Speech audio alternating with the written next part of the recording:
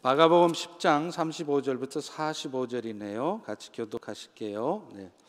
세베대의 아들 야고보와 요한이 주께 나와 여짜오되 선생님이여 무엇이든지 우리가 구하는 바를 우리에게 하여 주시기를 원합니다. 이르시되 너희에게 무엇하여 주기를 원하느냐. 여짜오되 주의 영광 중에 우리를 하나는 주의 우편에 하나는 좌편에 앉게 해 주옵소서. 예수께서 이르시되 너희는 너희가 구하는 것을 알지 못하는도다. 내가 마시는 잔을 너희가 마실 수 있으며 내가 받는 세례를 너희가 받을 수 있느냐. 그들이 말하되 할 수 있나이다. 예수께서 이르시되 너희는 내가 마시는 잔을 마시며 내가 받는 세례를 받으려니와 내 좌우편에 앉는 것은 내가 줄 것이 아니라 누구를 위하여 준비되었든지 그들이 얻을 것이니라. 열 제자가 듣고 야고보와 요한에 대해 화를 내거늘 예수께서 불러다가 이르시되 이방인의 집권자들이 그들을 임의로 주관하고 그 고관들이 그들에게 권세를 부리는 줄을 너희가 알거니와 너희 중에는 그렇지 않을지니 너희 중에 누구든지 크고자 하는 자는 너희를 섬기는 자가 되고 너희 중에 으뜸이 되고자 하는 자는 모든 사람의 종이 되어야 하리라. 다 같이 인자가 온 것은 섬김을 받으려 함이 아니라 도리어 섬기려 하고 자기 목숨을 많은 사람의 대속물로 주려 함이라. 아멘. 오늘 이 본문을 가지고 하나님 나라의 큰 자라는 제목으로 은혜를 나누려고 합니다. 우리 한국 사람들은 처음 만나면 꼭 하는 일이 있습니다. 아시겠죠? 먼저 위아래를 정해놓고 시작합니다. 그래서 한 살이라도 더 먹으면 형님 노릇하고 싶어지고, 그래서 형님 대우를 잘 안 해주는 것 같으면 왠지 무시당하는 것 같고 또 그런 행동하는 사람이 버릇없어 보이는 것입니다. 찬물도 위아래가 있다 하는 말이 그래서 나온 말이 아니겠습니까? 물론 장유유서라고 하는 이런 유교적인 전통이 우리 인간의 도리로서 마땅한 바입니다. 그리고 하나님께서 세우신 질서에도 분명히 부합됩니다. 그런데 하나님의 나라는 이런 세상의 질서와는 조금 다른 게 있습니다. 그게 뭐냐면 나이가 좀 적어도요, 심지어는 좀 보기에 보잘것없어 보이는 사람일지라도 섬기는 자, 그 사람이 진짜 큰 자이고 하나님 나라에서는 진짜 형님이라는 것입니다. 오늘 본문은 하나님 나라의 백성으로 예수님을 따르는 자의 삶이 도대체 어떤 것인지, 왜 그 나라에서는 섬기는 자가 큰 자인지를 말을 해줍니다. 오늘 본문을 통해서 다시 한번 이 세상을 살아가면서도 우리 안에 하나님 나라의 질서가 더욱 굳건하게 세워져 가기를 주의 이름으로 축원합니다. 오늘 본문은 예수님의 제자 중에서도 대표격이라고 할 수 있는 두 사람, 야고보하고 요한이가 예수님께 간청하는 내용으로 시작이 됩니다. 우리 다 같이 35절 다시 읽어볼까요? 시작. 세베대의 아들 야고보와 요한이 주께 나와 여짜오되 선생님이여 무엇이든지 우리가 구하는 바를 우리에게 하여 주시기를 원하옵나이다. 여러분, 이 말씀을 보면요, 이 두 제자는 적어도 자신들이 구하는 것을 우리 예수님은 언제든지 이루어 주실 수 있는 분이라는 사실, 그 믿음은 있는 사람들이었어요. 그도 그럴 것이 그들이 예수님을 따라다니면서 본 게 무엇입니까? 병든 자를 고치시고 심지어는 죽은 자를 다시 살리시고 그런 예수님의 권능을 보았기 때문에 자기들이 무엇을 요청하고 구해도 저 예수님은 나의 이 간청을 들어주실 수 있는 분이다. 그런 믿음은 있었던 거예요. 그런데 문제는 그들이 지금 무엇을 구하고 있느냐 하는 것입니다. 그래서 예수님께서도 제자들에게 물으십니다. 36절입니다. 너희에게 뭐 해주기를 원하느냐? 그러자 그들이 37절과 같이 대답을 해요. 주여, 주의 영광 중에서 우리를 하나는 주님 우편에다가 하나는 주님 좌편에다가 앉게 해 주십시오. 특별히 지금 야고보와 요한이 감히 이런 요청을, 어떻게 보면 청탁과도 같은 이 요청을 예수님에게 할 수 있었던 이유가 있습니다. 그들은 다른 열 제자와 다르게 예수님과 육적으로는 친척 관계에 있었기 때문이에요. 사실 그들은 예수님과는 외사촌간입니다. 예수님의 육신의 어머니 마리아의 친자매의 아들들이었기 때문이죠. 어찌됐든 이 두 제자가 요구했던 주의 영광 중에 좌우편 자리는, 문제는 지극히 세상적인 의미를 갖는 것이라는 거예요. 그들은 지금 예수님이 예루살렘에 입성하는 것이 이제 예수님 자신이 말씀하시는 것을 이루려고 가는 것으로 그렇게 이해를 했습니다. 사실 예수님은 앞서 마가복음 9장 1절에 보면요, 제자들한테 이렇게 말을 해요. 이제 하나님의 나라가 나를 통해서 권능으로 임하는 것을 볼 자가 있을 것이다. 제자들은 지금 이 말씀을 기억하고 있고, 그래서 지금 예수님이 그 예루살렘에 들어가시려고 하는 것도 바로 그 일을 이루려고 하는 것이다. 이렇게 이해를 했다는 겁니다. 그런데 문제는 그들이 이해하고 있는 하나님의 나라는 예수님이 말씀하신 하나님의 나라, 전혀 상관없는 세상적인 의미였다는 거예요. 그들은 예수님이 자신들 앞에서 보여줬던 그 엄청난 기적, 세상에 죽은 자도 살리시고 병든 자를 말씀 한마디로 고치시는 그 엄청난 권능을 가지신 분이라면 저분은 틀림없이 로마 제국에 의해서 멸망당한 우리 유대 나라를 다시 독립시켜 주실 수 있을 것이다. 그래서 이 유대를 다시 지상의 왕국으로 만들어서 다윗 때, 솔로몬 왕 때 누렸던 그런 영화를 모든 유대 백성들이 누릴 수 있게 해 주실 분이다. 이렇게 생각을 했던 것입니다.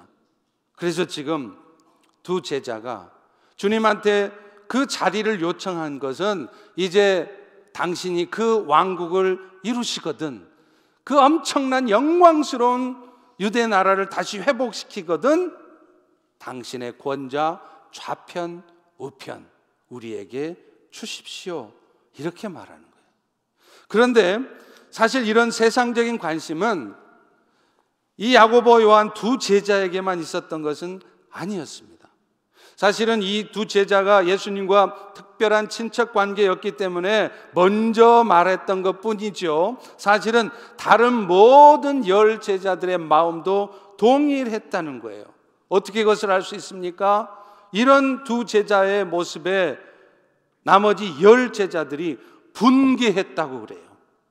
자기들이 먼저 요청하고 자기들이 먼저 누리고 싶은 일을 저 두 사람이 먼저 앞서서 채가는 것처럼 그렇게 생각을 했던 것이죠. 참으로 아이러니한 것은요, 지금 이 철없는 요청을 하는 시점입니다. 예수님은 방금 전에 뭘 말씀하셨어요? 당신이 이제 십자가에 죽으실 것을 예고를 하셨습니다. 그 고난과 고통을 받음으로 인류를 구원하실 그 일들을 이제 예루살렘에 가서 할 것이라 그렇게 말씀했는데, 지금 제자들의 관심은 예수님이 그 일을 위해서 어떤 고통을 받으시고 그분의 고통을 통해서 어떤 역사가 있는가, 그건 관심 없습니다. 오로지 자신들이 따르는 그 예수님 때문에 자신들이 누릴 수 있는 영광, 세상적인 유익에만 몰두를 하고 있었다는 것이죠. 그런데 안타깝게도 이런 제자들의 모습은 오늘날 신앙생활을 하는 우리의 모습에서도 보여진다는 것입니다. 예수님을 통해서 우리가 얻었던 그 영원한 생명에 대한 감사보다는 내가 비록 이 땅의 삶을 많이 힘들게 살고 있고 어려운 삶의 연실들을 돌파해 가고 있지만 그래도 무엇보다도 나에게는 예수님으로 말미암아 주어진 그 영원한 나라가 있다는 사실, 그 영원한 생명의 은혜를 입은 자라는 사실을 기억하면서 감사하며 기뻐하며 사는 것이 아니라 오늘 또 어찌하든지 우리가 이 땅에 사는 동안에도 얻어낼 수 있는 세상의 축복, 거기에 관심을 갖고 살아간다는 것입니다. 그래서 그것이 내 뜻대로 주어지면 할렐루야지만 그것이 내 뜻대로 주어지지 않으면 교회를 떠나고 하나님을 떠나고 그런 연약한 모습을 보인다는 것이죠. 물론 여러분, 하나님이 우리에게 부어주시는 축복 가운데는 분명히 세상적인 축복도 있습니다. 신앙생활 열심히 하고 주님을 열심히 잘 섬기고 있으면 하나님께서 하는 일도 잘 되게 하시고 물질적인 부여를 주시기도 하고 건강을 지켜주시는 것 분명한 사실입니다. 그러나 문제는 그런 것들이 우리의 신앙생활의 목표가 되어서는 안 된다는 것이에요. 그렇게 살고 있으니까 하나님께서 그런 은혜를 부어주시면 그 축복을 가지고 부여롭고 풍요로운 삶을 사는 것 누가 뭐라고 하겠습니까? 그러나 적어도 그런 삶을 살려고 오늘 또 신앙생활을 하고 예배를 빠지지 않고 열심히 헌금하고 봉사하고 있다면 그것은 분명히 잘못된 신앙생활이라는 것입니다. 그런 신앙생활을 하면 반드시 시험 들게 돼 있습니다. 뜻대로 되지 않으면 신앙생활이 재미없어져요. 예배도 마지못해서 도살장에 끌려가는 어린 양처럼 그런 모습으로 오게 되어 있는 것입니다. 예수님은 이제 그런 생각을 갖고 있는 제자들에게 일침을 가하십니다. 다 같이 38절의 말씀 읽습니다. 시작. 너희는 너희가 구하는 것을 알지 못하는 도다. 이 구절을요, 공동 번역에서는 이렇게 번역하고 있습니다. 너희는 지금 너희가 요청하고 있는 것이 무엇인지나 알고 요청하느냐, 이 말이에요. 지금 제자들이 예수님께 요청하는 것이 어떤 의미를 갖고 있는 것인지 지금 제자들은 모르고 있다는 것입니다. 사실 제자들이 주의 영광의 나라에서 좌편 우편 앉게 해달라고 요청한 것은 말씀드린 것처럼 세상적인 의미에서 영광스러운 자리라고 생각을 한 거예요. 마치 조선시대에 임금 좌편 우편에 붙어서 임금을 보좌하던 사람들이 누굽니까? 좌의정, 우의정 아닙니까? 그런 좌의정, 우의정 벼슬을 생각하고 있는 거예요. 그런데 예수님의 좌편 우편에 앉는다는 것은 그런 것이 아닙니다. 세상의 영광을 누리는 것이 아닙니다. 오히려 자기의 욕심을 내려놓고 자기를 포기하고 주님이 지신 십자가를 함께 지고 따라가는 것, 이것이 주님의 좌편 우편에 앉는 것이라는 거예요. 그러나 지금 제자들은 자신들이 주님 때문에 차지할 세상적인 의미의 영광, 예수님 때문에 자신들이 받을 수 있는 그런 세상적인 축복, 그것을 염두에 두고 지금 예수님께 구하고 있는 것이에요. 우리 예수님께서는 메시아 왕국에서 영광 얻는 것은 권좌에 앉아서 위세를 부리는 것이 아니라 목에다 힘을 주고 세상 사람들 위해 군림하는 것이 아니라 도리어 예수님 때문에, 복음 때문에 고난을 당하기도 하고 심지어는 내 생명을 내어놓고 죽음을 감수하며 따라가야 되는 길이라고 말씀을 하세요. 그 본문 너희가 구하는 것을 알지 못하는도다 라고 말씀하신 뒤에 뭐라고 말씀하십니까? 내가 마시는 자를 너희가 마실 수 있으며 내가 받는 세례를 너희가 받을 수 있느냐? 이렇게 말씀하시잖아요. 여기서 말하는 잔이라는 것은 고난과 죽음을 상징하는 대표적인 단어입니다. 마가복음 14장 36절에도 보면요, 예수님께서 이제 그 십자가의 죽으심을 앞두고 자신이 당할 그 십자가의 고난과 죽음을 잔이라고 표현을 했어요. 그래서 그 고통이 얼마나 부담스러우셨으면 아버지께서는 모든 것이 가능하시오니 이 잔을 할 수만 있다면 옮겨 주십시오. 물론 예수님은 결국은 그 잔을 마시셨습니다. 그러나 예수님 역시도 그 십자가의 죽음이 부담스러우셨던 거예요. 또 세례 역시 마찬가지입니다. 넘치는 괴로움과 고난을 상징하는 단어가 이 세례예요. 이것은 아마도 인간의 생명을 위협하는 홍수를 연상케 하는 이 단어를 통해서 사람들이 당할 박해와 고난을 이 구약에 보면 이 세례라는 단어를 통해서 표현했기 때문일 것입니다. 결국 예수님을 따른다고 하는 것은요, 오늘 우리가 생각하는 것처럼 예수님을 잘 따르면 세상적인 축복이 따라서 세상적인 권세를 누리며 그렇게 이 땅에서 행복하게 사는 것을 말하는 것이 아니라 때로는 고난을 당해야 되고요, 때로는 예수님 때문에 핍박당하는 것을 감수해야 하는 삶이라는 것을 의미하는 것입니다. 실제로 성경의 여러 곳에 보면 예수님을 따르는 삶을 그렇게 표현합니다. 디모데후서 1장 8절에도 보십시오. 사도 바울은 자신의 영적인 아들과 같은 그렇게도 사랑하는 아들 디모데한테 뭐라고 말합니까? 디모데야, 너 예수님 때문에 축복받고 행복하게 잘 살아라, 그렇게 말합니까? 아닙니다. 디모데야, 너는 주님 때문에 갇힌 나를 부끄러워하지 말고, 내가 예수님을 위해서 열심히 살다가 갇혔다고 그래서 그런 사실에 대해서 부끄러워서 다른 사람들한테 말도 못하고 그런 삶을 살지 말고 너 역시도 하나님이 부어주시는 능력을 따라서 복음을 위해 고난을 받으며 살라는 거예요. 예수님으로 말미암아 복음의 은혜를 입었으면 그 복음을 따라 살다 보면 반드시 고난받는 일이 있다는 것을 말씀하는 것입니다. 물론 예수님을 따르는 모든 사람이 다 그런 고난받는 거 아니에요. 그리고요, 그 고난도 처음부터 끝까지 죽는 순간까지 계속해서 그런 고난만 받아야 되는 것도 아닙니다. 그러나 분명한 것은 우리가 정말로 예수님을 따르는 삶을 살다 보면 이 악한 세상에서는 반드시 예수님 때문에 핍박받고 고난받고 힘든 삶을 살아야 되는 경우를 겪게 된다는 거예요. 요한복음 15장 19절 20절에도 분명히 말씀하지 않습니까? 너희가 세상에 속한 사람이라면 사탄이 너희를 사랑해 줄 것이다. 그런데 너희는 세상에 속한 자가 아니라는 거예요. 여러분은 세상에 속한 자가 아니라는 것입니다. 그렇기 때문에 도리어 내가 너희를 세상에서 택했기 때문에 세상이 너희를 미워할 것이다. 그래서 사람들이 예수를 박해했던 것처럼 예수를 따르는, 더욱 열심히 따르려고 하는 우리를 귀찮게 하고 힘들게 하고 핍박하는 일이 있을 것이라는 거예요. 당연하죠.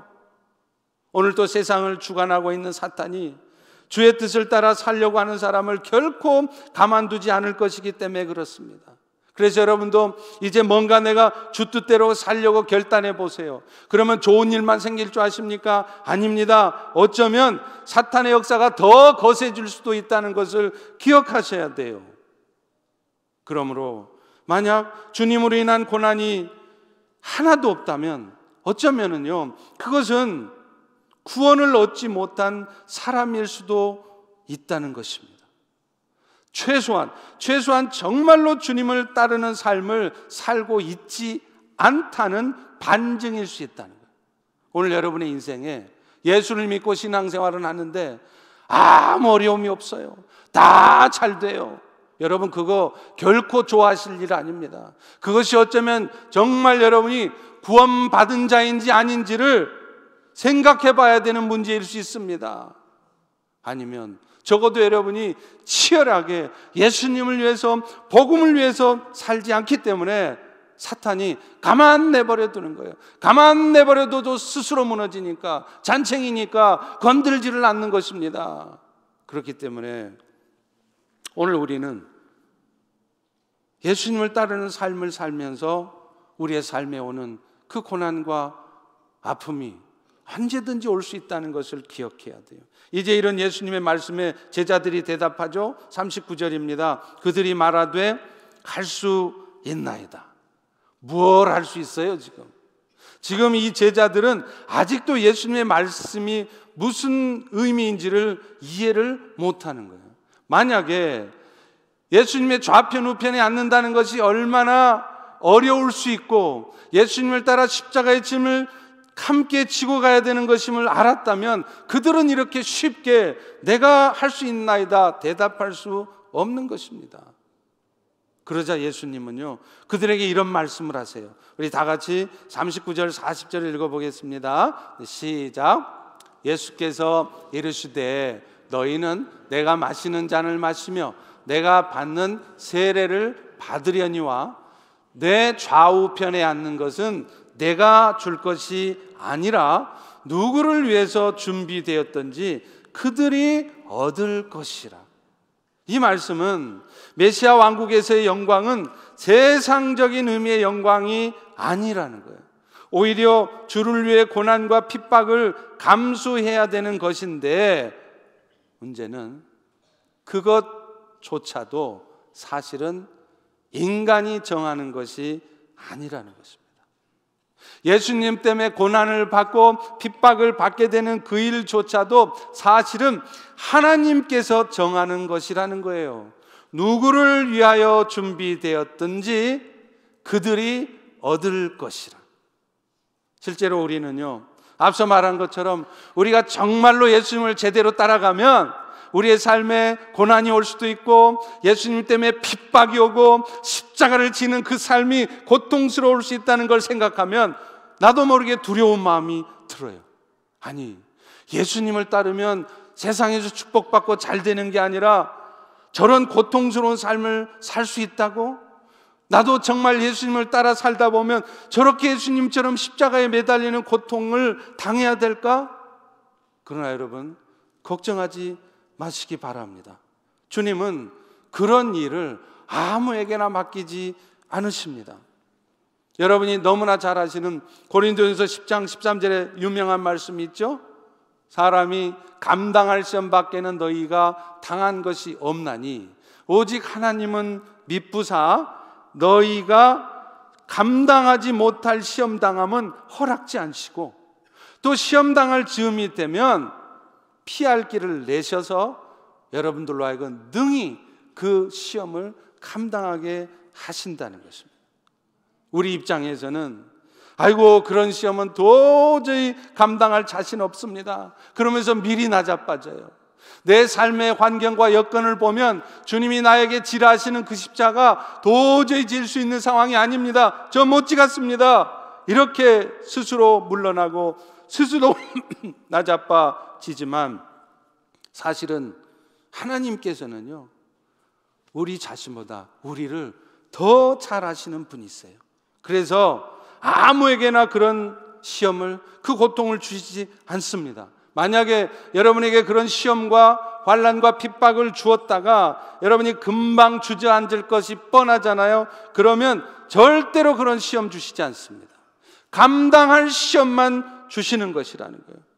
그렇기 때문에 하나님이 나에게 지게 하시는 그 십자가를 생각할 때 내가 주님 때문에 힘든 어려운 삶을 살 것이 예상될지라도 그것 때문에 미리 겁먹지 마시기 바랍니다.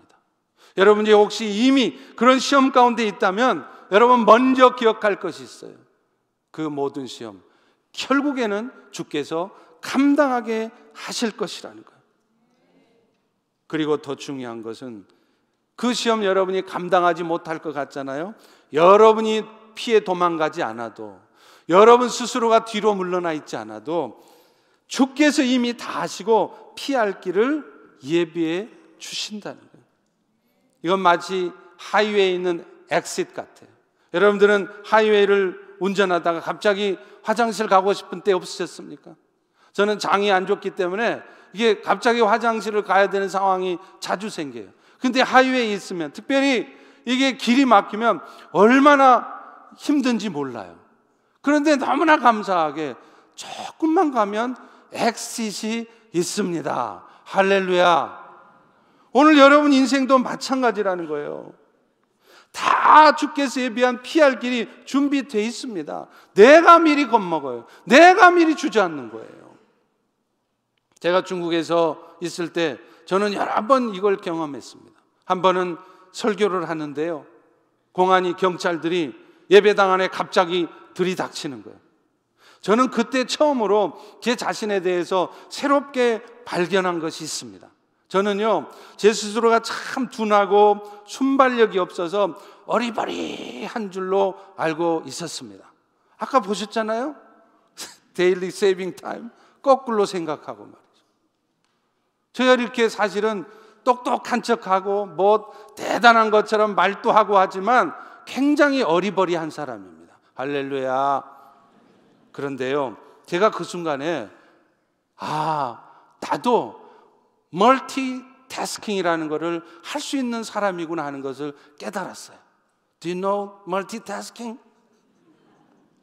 저는 어리버리해 갖고요, 뭐 하나 하면 하나에 집중해야 돼요. 다른 걸 잘 못해요. 그러다 보니까 늘 빈틈이 있습니다. 빈 구석이 있습니다. 그런데요, 제가 그 순간에 어떻게 하고 있느냐면 입으로는요 계속 하나님의 말씀을 선포하고 있는 거예요.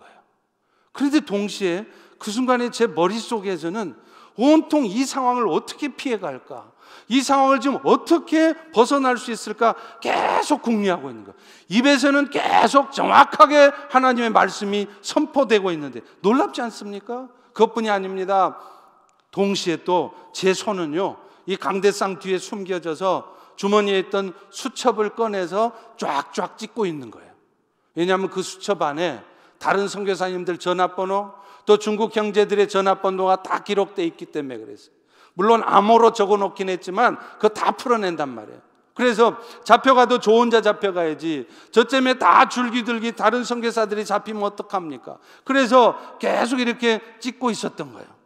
그러면서 저는 마음을 단단히 먹었습니다. 잡혀가더라도 당당하게 잡혀가자. 끝까지 흔들림 없이 떨지 말고, 목소리 떨지 말고 담대하게 하나님 말씀 선포하자. 그런데요, 설교 끝나고 내려갔더니 그 공안들이 온데간데 없이 사라졌습니다. 할렐루야. 그 교회 책임자가 그 공안들한테 사바사바 해가지고 돌려 보낸 거였어요. 저는 그것도 모르고, 이제 잡혀가면 한동안 우리 아이들, 우리 아내, 가족들 못 보겠구나. 나도 말로만 듣던 그 강제 추방이라는 것을 드디어 당하는구나 하면서 얼마나 떨었는지 몰라요. 일어나지도 않을 일을 미리 겁먹으면서 벌벌벌 떨고 있었습니다. 사랑하는 성도 여러분, 하나님은 우리에게 시험을 주시되 감당치 못할 시험은 주시지 않습니다. 감당치 못할 것 같으면, 정 감당할 수 없으면 여러분이 생각지도 못한 방법을 통해, 여러분이 전혀 예상하지 못한 방법을 통해 여러분의 삶이 피해가도록 하시는 분이십니다. 그러므로 미리 겁먹지 마십시오. 하나님 여러분에게 마음의 부담을 주어서 십자가를 지고 가라고 말씀하실 때 저는 못합니다, 안 됩니다, 상황이 아닙니다, 뒤로 물러나지 마십시오.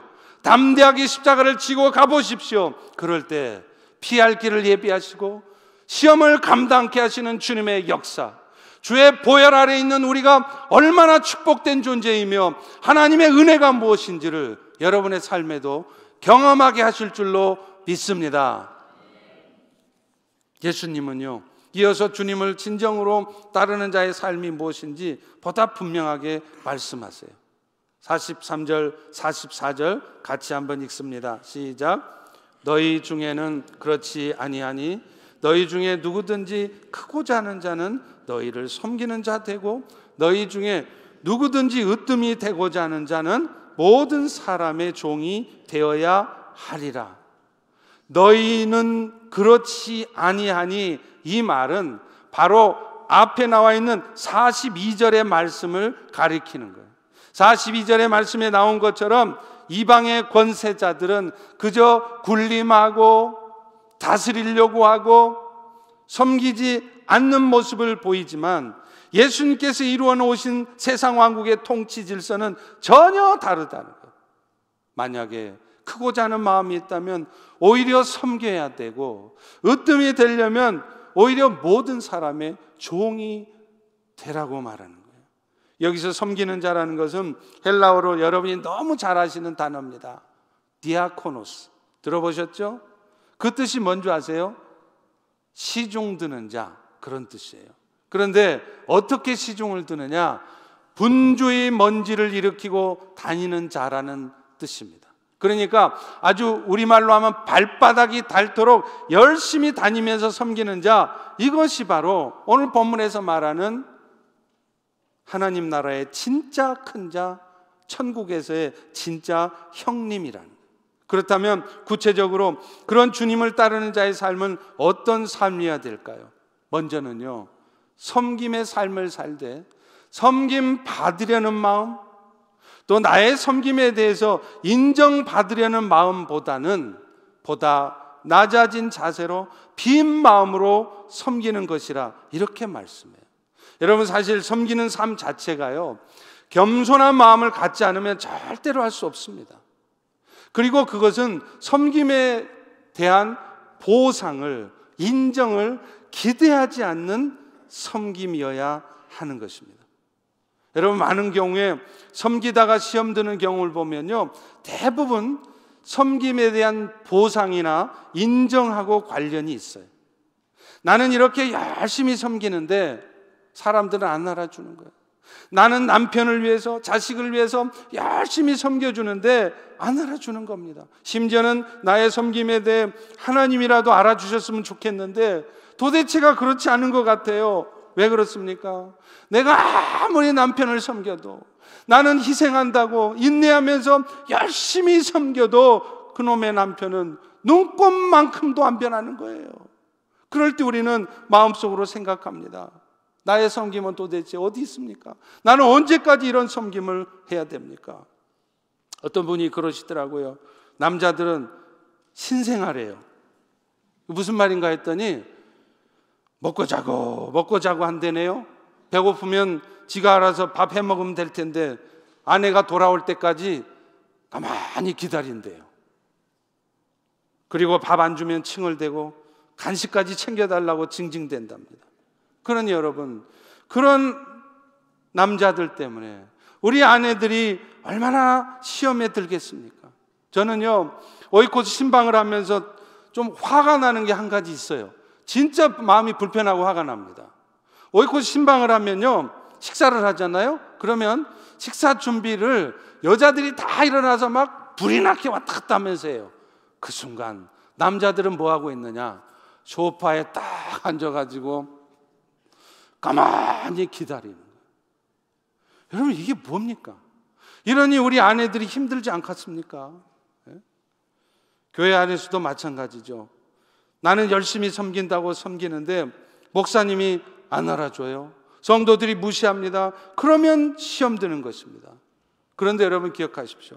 만약에 우리의 섬김에 대해서 우리가 보상을 받고 마땅히 인정을 받아야 되는 것이라면 그것은 사실 우리가 왜 섬김의 삶을 사는지 그 이유를 모르는 것이라는 거예요. 여러분, 우리가 섬김의 삶을 살아야 되는 이유는 우리 자신이 먼저 창조주이시며 구원자이신 예수님의 섬김을 받았기 때문이에요. 다시 말하면 우리의 섬김은 우리가 받은 은혜에 대해서 빚 갚는 것입니다. 그러니 사실은 내가 섬김에 대해서 보상을 받고 안 받고, 내가 섬기는 것에 대해서 사람이 인정을 해주고 안 주고, 그거 아예가 없는 거라는 거예요. 오늘 본문도 그렇게 말하고 있지 않습니까? 다 같이 45절을 읽어보겠습니다. 시작. 인자가 온 것은 섬김을 받으려 함이 아니라 도리어 섬기려 하고 자기 목숨을 많은 사람의 대속물로 주려 함이라. 우리 개역성경에는요, 이 말씀에 한 단어가 번역이 빠져 있어요. 45절 가장 앞부분에 헬라어로 가르라는 단어가 있는데 그게 뭐냐면 왜냐하면이라는 거예요. 그러니까 오늘 우리가 낮은 자세로 보상을 기대하거나 인정받기를 기대하면서 섬기지 않아야 될 이유가 예수님께서 우리를 그렇게 섬겨주셨기 때문이라는 것입니다. 저도 사실 늘 그것을 기억합니다. 내가 혹시 섬기면서 뭔가 보상을 받고 인정받으려고 하는 것은 아닌지. 여러분, 그런 마음을 가지고 섬기면요, 절대로 그 섬김은 오래 지속될 수 없습니다. 어느 순간 반드시 시험에 들고, 그래서 그 섬김의 자리에서 떠나게 되어 있는 것입니다. 예수님은 그 자신이 하나님으로부터 마땅히 이 땅에 거하는 모든 피조물에게서 섬김받을 권리가 있으신 분이에요. 그런데도 그분은 친히 종의 신분으로 자신을 낮추셨을 뿐만 아니라 그 섬김받을 권리를 다 포기했어요. 심지어는 자기의 생명을 많은 사람의 대속물로 주기까지 하셨다는 거예요. 오늘 본문에서 말하는 그 대속물이라는 단어가 헬라어로는 튀트론이라는 단어인데요, 이 뜻이 뭐냐면 빚진 사람이 노예가 되었을 때 그 노예를 해방시키기 위해서 지불하는 돈, 이런 뜻이에요. 그러니까 지금 예수님께서는 많은 사람들이 그 사탄의 종된 상태, 그 죄의 종된 상태에 살다가 결국에는 영원한 죽음에 빠지지 않도록 그들을 건져내기 위해서 자기 생명을 속전으로 지불하셨다는 겁니다. 그렇기 때문에 그 예수님의 섬김을 통해 죄 용서함을 받고 영원한 생명을 받은 우리는 그 은혜에 합당한 삶을 살기 위해서라도 예수님처럼 섬김의 삶을 살아야 한다는 것입니다. 그리고 그렇기 때문에 우리의 그런 섬김은 어떤 또 다른 보상이나 인정을 필요로 하는 것이 아니라는 것. 물론 우리는 연약한 존재이기 때문에 그런 보상과 격려가 필요할 때가 있다는 것도 사실입니다. 그러나 보다 근본적으로 그런 보상이, 인정이 반드시 있어야 되는 것은 아니라는 거예요. 만약에 내가 섬긴 것에 대해서 남편이, 아내가 혹은 자식들이, 교회 목사님이, 세상의 사람들이 인정해주고 그에 대한 대가를 지불해 주기를 기대한다면 그것은 여러분이 또다시 하나님께 빚을 지는 것입니다. 그리고 그런 마음으로 섬기면 언젠가는 반드시 시험에 들게 되는 거예요. 어떤 성도가 꿈속에서 천국을 갔다 왔는데요, 그곳에 가보니까 자기가 그렇게 존경에 맞지 않던 목사님 집은 아주 초라하고 대신에 별 볼 일 없게 생각했던 어느 조그만 교회 목사님 집이 엄청 크더라는 겁니다. 꿈을 가지고 하나님의 뜻을 결정하고 분별하는 것은 조심스러운 일입니다. 그러나 분명 이 이야기는 우리에게 주는 메시지가 있습니다. 많은 사람들의 존경받고 큰 교회를 목회하신 목사님이라면 우리 생각에도 당연히 하늘에 가면 천국에 상급이 많을 것 같잖아요. 그런데 왜 그 반대가 되었을까요? 저는 그 답이 마태복음 6장 2절에 있다고 생각합니다. 그러므로 구제할 때에 외식하는 자가 사람에게서 영광 받으려고 회당과 거리에 사는 것 같이 하지 말라. 진실로 너희에게 이르노니 그들은 자기 상을 이미 받았느니라. 자기 상을 이미 받았느니라. 분명히 금식하고 구제하는 것 하나님이 기뻐하시는 일이고요, 하늘의 상급도 있는 일일 것입니다. 그런데 만약에 그 일로 인해서 여러분들이 그것에 대한 보상을 이미 받으셨다면 어쩌면 그것은 하늘의 상급이 없는 것일 수 있다는 거예요.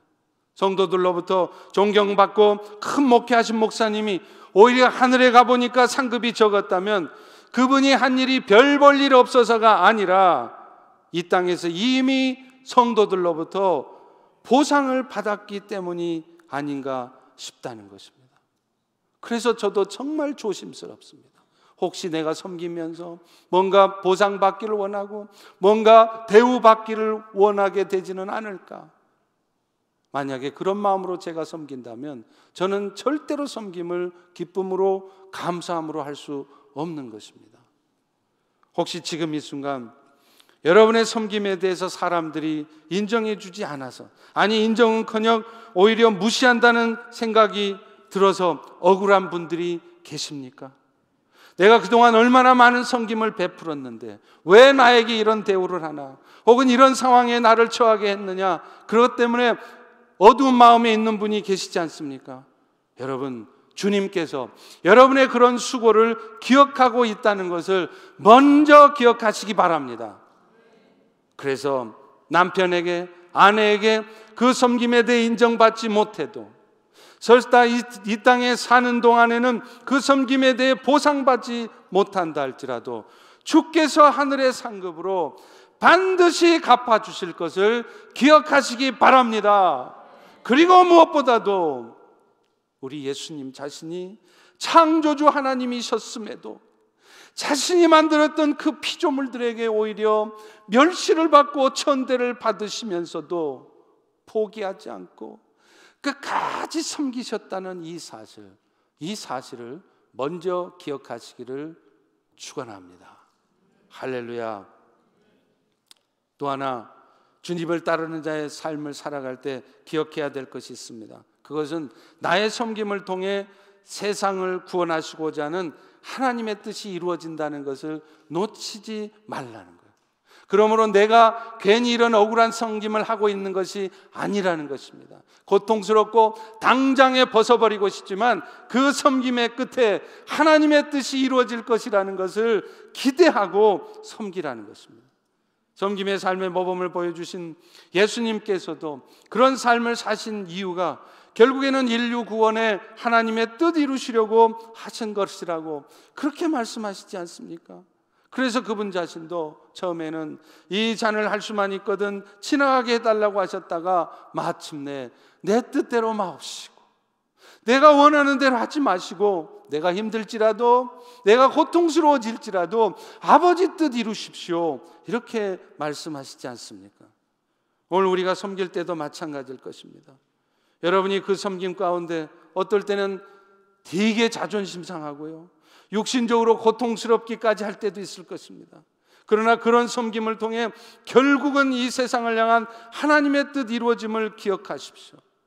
앞서 말한 섬기는 자라는 단어가 헬라어로는 디아코노스라고 했는데요, 그 뜻 가운데 섬기는 자라는 뜻과 다른 또 하나의 뜻이 있어요. 그게 뭔지 아십니까? 주의 뜻을 전달하는 자라는 뜻이 있다는 것입니다. 결국 섬기는 일도 나를 통해 주의 뜻이 세상 가운데 드러나고 나를 통해 주의 뜻이 이루어지게 하는 것, 그것이 진짜 섬기는 것이라는 겁니다.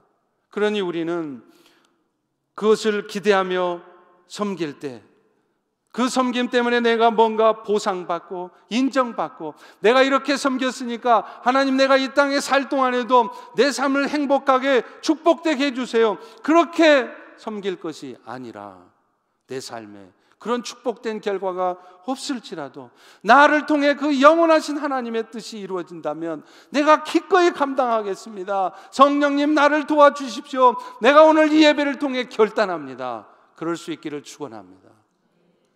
요한일서 2장 15절 17절에 이렇게 말씀해요. 세상이나 세상에 있는 것들을 사랑하지 말아라.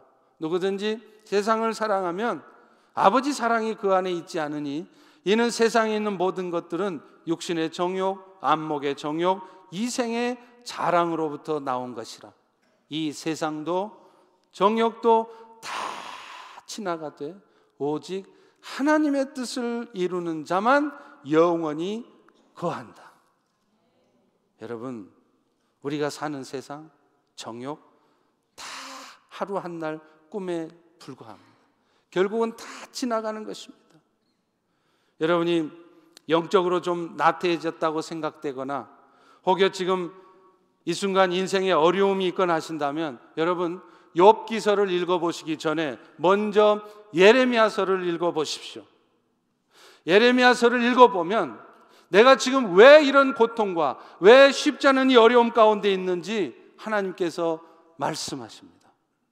예레미야 2장 13절에 보면 이스라엘의 죄악에 대해서 두 가지를 얘기해요. 내 백성이 두 가지 악을 행하였는데 하나는 그들이 생수의 근원이 된 나를 버린 것과 또 하나는 스스로를 웅덩이를 판 것인데 그것은 물을 가두어 두지도 못할 터진 웅덩이를 파는 것이라.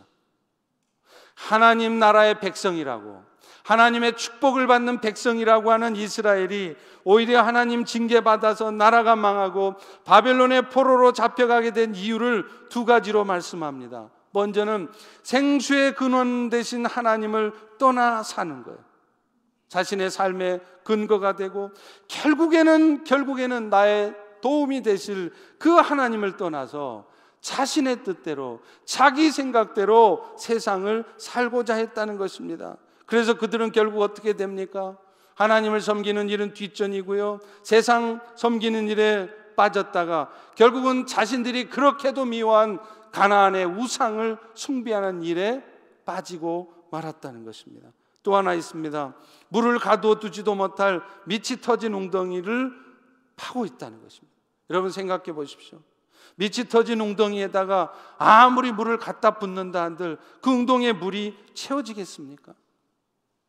오늘 여러분들이 혹여 그런 삶을 살고 있지 않는지 돌아봤으면 좋겠습니다. 찬양 중에 참 제 마음에 와닿는 찬양이 하나 있습니다. 고단한 인생길 힘겨운 오늘도 예수 내 마음 아시네. 지나간 아픔도 마주한 세상도 예수 내 마음 아시네. 믿음의 눈을 들어 주를 보리 이 또한 지나가리라. 주어진 내 삶의 시간 속에 주의 뜻 알게 하소서.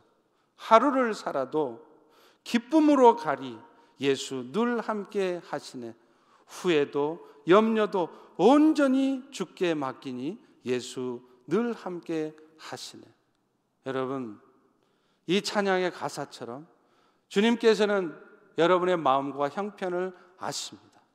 그리고 주님께서 지게 하시는 그 십자가를 지느라 참으로 많이 힘들고 어려운 시간, 그 시간들도 결국은 다 지나갈 것입니다. 그리고 결국은 주의 뜻이 이루어질 것입니다.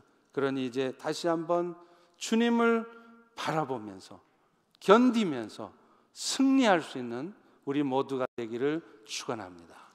기도하겠습니다.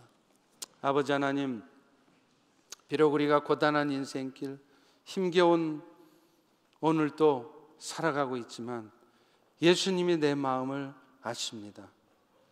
지나간 아픔도 또 후회도 염려도 다 주님께 맡기고 예수님이 늘 함께 계신다는 것을 기억하면서 이 모든 상황들도 결국은 지나갈 것이라는 그 믿음 속에서 견디며 이겨내며 주의 뜻 이루는 우리 모두 되게 도와 주시옵소서. 예수님 이름으로 기도합니다. 아멘. 우리 다 일어나셔서 이 찬양 한번